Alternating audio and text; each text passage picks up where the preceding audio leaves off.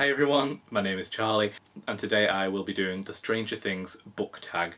I wasn't tagged by anybody, I just really enjoy the show Stranger Things and I saw Grace with a book in her face do this video and she revealed that the original was from Sarah Sunbeam's channel. I know that some other people have created their own tags.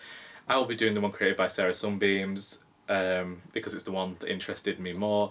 So let's get started. Epic intro. The opening sequence of Stranger Things is amazing and really grabs your attention. Name a book that grabbed your attention from the first page. For this, I went with Something Strange and Deadly by Susan Dennard.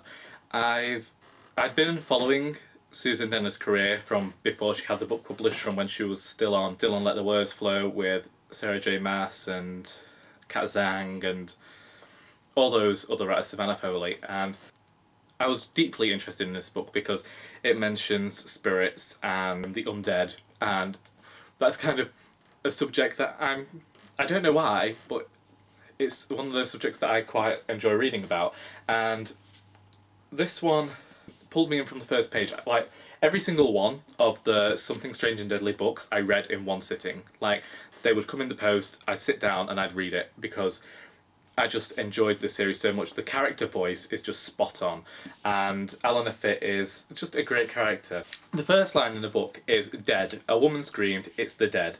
And obviously this could be seen as one of those things where people were screaming, and Eleanor's brother has gone missing. So she goes in search of these spirit hunters because there are also undead in Philadelphia. It is basically Philadelphia in America if the undead were there. The second book goes to France, and that was just great for me. I read it and the cover reminded me of Basil the Great Mouse Detective, and reading it was just classic gothic Victorian literature. It's like pulp fiction. Well, I mean, like, it was like those novels, the pulpy novels of the Victorian era, and it was great. It was so gothic, and then they're really great adventure novels, and I recommend that anyone go out and read them because they will pull you in from the first page and you will just want to devour them. Stay clear of the creaky floorboards, it never works. Dungeons and Dragons. Name a fantasy world you would like to experience yourself. Now, in Sarah's video she mentions Hogwarts. Now, obviously that is your go-to place you'd like to go, is that world, you know, minus the Voldemort and the death and the schooling, because really, I'm not sure whether I'd want to do the education thing over again, because I got enough anxiety at flaming normal high school. Do I really want to go and use magic as well? Because then I would probably just blow up the entire school to save myself any more aggro. I would be worse than Voldemort in that sense. So no, I don't want to go to Hogwarts. No, I don't want to go to anything to do with the Harry Potter world, really. I mean, maybe I'd like to go to a pub and drink butterbeer, but really, we don't even know what butterbeer tastes like, do we? It's just that it's something Harry likes. Also, I'm just showing my mild alcoholism there, although I, again, can't afford to be an alcoholic. Fantasy world. Not the Mortal Instruments, because, well, we know what's happening there. Not there, because that's medieval. I don't want to go to anywhere medieval that doesn't have proper flaming sewage work, proper sanitary things. No, don't want any of that, don't want no part of that. I can't really say Lord of the Rings because I've yet to read the books, I've only seen the films. Let's just leave it. I'm gonna leave it with Harry Potter, and I'm just gonna forget Hogwarts. I'm just gonna go to the pub with Hagrid, get squiffy, probably end up married to, like, some sort of witch or wizard thing who will use me as like some sort of slave for the rest of my life. But again, I work in retail. Squad goals. When Eleven met Mike, Dustin and Lucas, it was a mostly perfect team.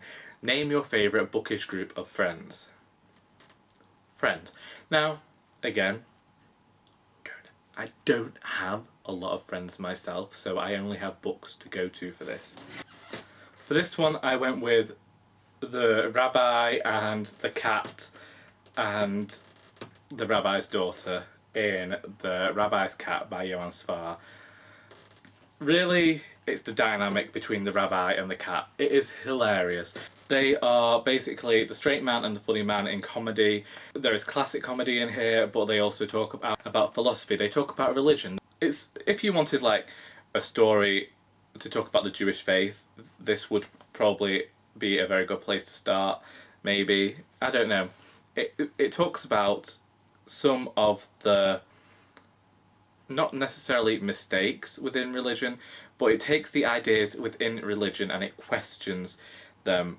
And the cat is just this great character to use for that, because he can't really be taken seriously, and there are some very comedic moments, and I just really like their relationship, and I don't care whether it's more like pet and owner. This cat can talk, he is a friend. It's like Peter and Brian in Family Guy, so thank you very much, although, you know, they're smarter and much prefer this. ABCs and Christmas lights. Joyce Byers goes mad with grief after Will goes missing. Name your favourite mentally unhinged character. Well, that just seems mildly offensive. Like, mentally unhinged? Really? You want to call them unhinged? I don't know. Does Miss Havisham count as mentally unhinged? Because if Miss Havisham counts as mentally unhinged, then I will go with her, because, I mean, seriously, she wears that wedding dress for however many years. She leaves her house. She doesn't clean her house in like 30 years, if not more. I mean, isn't that like the ultimate goal? Like, just to reach that point of just let someone else do the job. Let someone else clean it. Let someone else do it. See whether it gets cleaned up. You know, that I really blame the people around her for not going in and just helping out once in a while. I mean, to be fair, she may have shot them, killed them, or she may have convinced them that they could never love. I don't know. Miss Havisham. Miss Havisham. Miss Havisham. Miss Havisham. Miss Havisham. I just like the name. The Upside Down. Name a book that was the opposite of what you expected. So are we going for like opposite in a bad way, or are we going for opposite in a good way? I don't know. Mostly I just have books that I thought were going to be great and they turned out to be terrible. Thank you. Lady Midnight, Unspeakable Things, Harry Potter and the Cursed Child. We're over it. I don't know. Let's think of a book we thought was going to be bad and it turned out to be good. I just read it. The House of Silk by Anthony Horowitz. I thought this book was going to be terrible. I had no intention of reading this or its sequel, and I've started the sequel. I read this in a matter of days. Fantastic book. Really good crime novel, and I'm currently working on the review. Mad Scientists. Dr. Brenner likes to get freaky with humanity. Name the freakiest dystopian government you can think of. Oh. This question suggests that I should have read some more dystopian, but alas, alack and all of that. I'm not the biggest fan of dystopian books. So for this one I went with Oryx and Crake by Margaret Atwood. I can't remember whether the government was corrupt, but the end of the world's happened, so some shit's gone wrong there. I just remember this being exceptionally weird. I should probably read it again sometime because I can't remember much about it.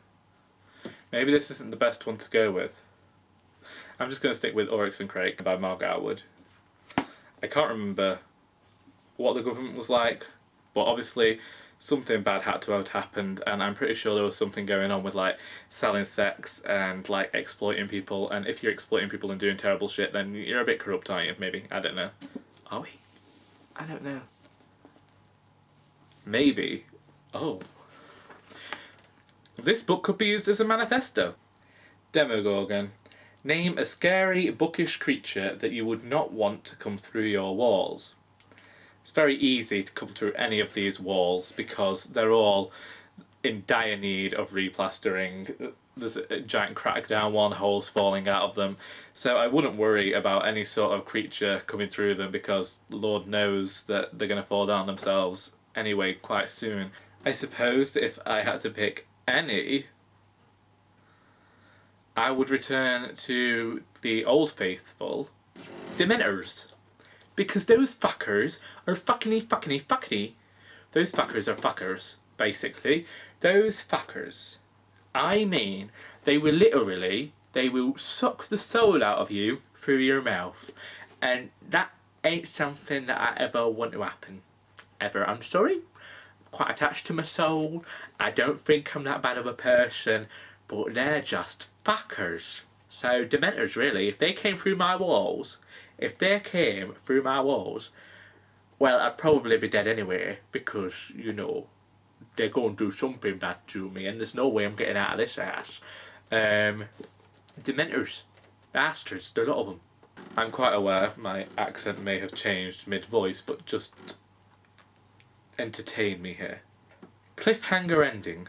Name a book that left you wanting more. Oh. For this, I went with The Goldfinch by Donna Tartt. I read this, it's probably a year ago now, like exactly. And in my review after reading it, I said how even though it is 864 pages, it had followed Theo for so long, and I was so involved in this person's life that I wanted to make sure that everything was going to be okay for them. I reached this point where I was like, I hope things are going to go well for them. And how the book ends, although it ends in a splendid place, I'm not sure. I still feel like I want to know more about this character and make sure everything's alright for them.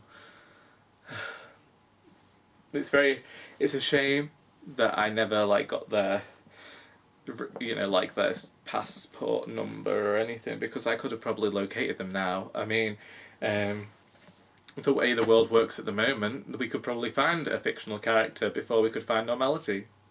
And that's that tag. It was a tag. I fulfilled it to the best of my ability. I did it because I like the Stranger Things TV show. So sue me if you don't like... No, don't sue me. I don't have a lot of money at all. That would be a terrible idea. If you don't like this video, just tell me. And I'll ignore you and drink tea, because I hope you enjoyed this video, and until next time, that is all.